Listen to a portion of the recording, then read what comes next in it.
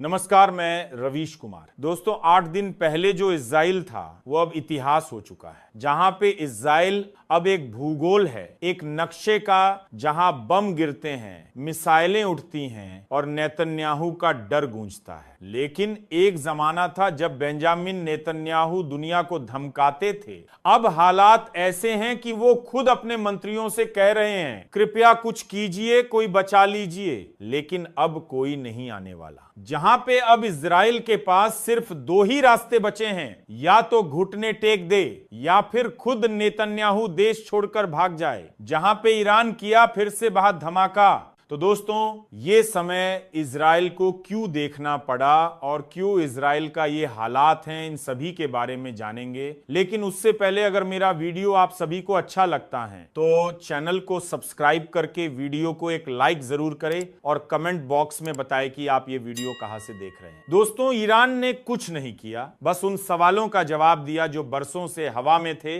जहां गाजा के मासूम बच्चे क्यों मारे गए और हॉस्पिटल पर मिसाइल क्यों गिरी और बुजुर्गों की लाशें सड़कों पर क्यों पड़ी रहीं। इन सारे सवालों का जवाब मिसाइलों में भरकर ईरान ने भेजा और ये मिसाइलें सीधे जाकर गिरी हाइफा की सबसे घनी बस्ती तेल अवीव की सड़कों पर। फिर बेंजामिन नेतन्याहू के डर में कहते हैं कि इजराइल का आयरन डोम कभी नाकाम नहीं होता। लेकिन इस बार वो झूठ साबित हुआ। जहां पे ईरान की सटीक निशानेबाजी ने दुनिया के सबसे महंगे डिफेंस सिस्टम को चकनाचूर कर दिया। अब न वो डोम बचा न डिफेंस। जहां पे नेतन्याहू की सेना सिर्फ बयानबाजी करती रही और ईरान की मिसाइलें एक एक करके शहरों को खाक करती रहीं। फिर बेंजामिन नेतन्याहू को अब समझ आ गया है, ये लड़ाई अब उसकी नहीं रही, वो जंग अब ईरान की है। गाजा की मांओं के लिए, बच्चों के लिए और उन बस्तियों के लिए जो हर रात मौत की छांव में सोती हैं। जहां पे पिछले 48 घंटों में ईरान ने 12 बड़े ठिकानों को ध्वस्त कर दिया है और हाइफा, तेल अवीव, अश्कलोन, हर शहर अब एक श्मशान बन गए हैं। जहां पे एयरपोर्ट्स पर भगदड़,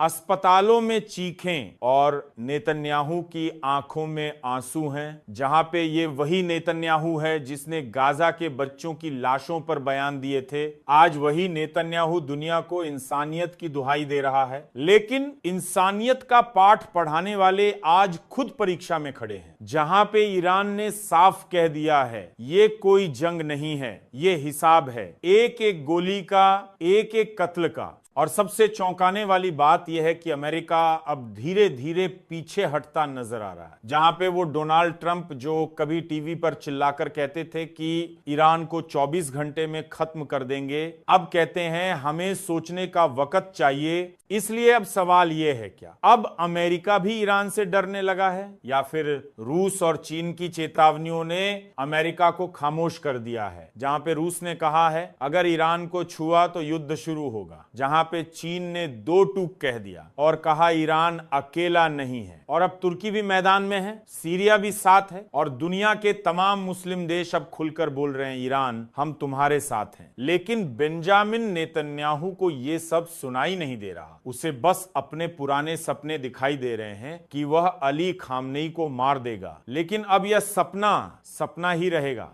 जहां पे ईरान ने सिर्फ हथियार नहीं उठाए, उसने एक विचार उठाया है और यूं है इंसाफ का विचार। जहां पे अब बम नहीं गिरते, अब सजा दी जाती है। जहां पे अब मिसाइलें बदले के नहीं, जवाबदेही के लिए उड़ती हैं और इस जवाबदेही से अब इजराइल भाग नहीं सकता। जहां पे इजरायली संसद में हंगामा है और सैनिक डरे हुए हैं और नागरिक सीमाओं से बाहर भाग रहे हैं। जहां पे नेतन्याहू अब सुरक्षित बंकर में बैठकर टीवी पर देश को संबोधित करते हैं, लेकिन अब वो आवाज सुनने वाला कोई नहीं है। जहां पे हर कोई जान चुका है, अब खत्म हो चुका है सब कुछ। जहां पे ईरान